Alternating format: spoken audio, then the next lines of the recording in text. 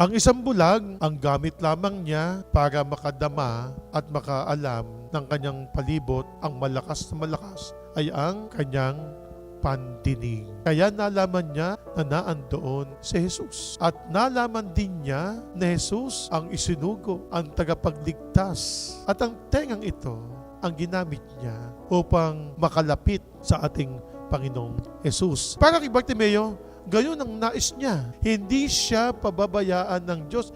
Hindi siya dilikha ng Diyos para sa ganun lamang. May dahilan ng Diyos kung bakit siya dilikha. Si Jesus nung magsabi ng ano ang ibig mong gawin ko sa iyo. Si Bartimeo, alam niya ang Diyos ang kanyang kausap at ibibigay nito ang lahat para sa kanya.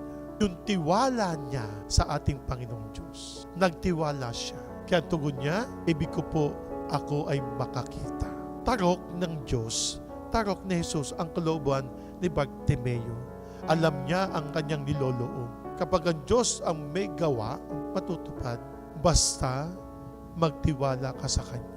No hindi nakakita siya at sumunod kay Jesus. Ang kanyang pagtitiwala sa ating Panginoong Diyos, ang siya'y makakita, ito ang aking gagampanan. Ako ay maglilingkod sa iyo.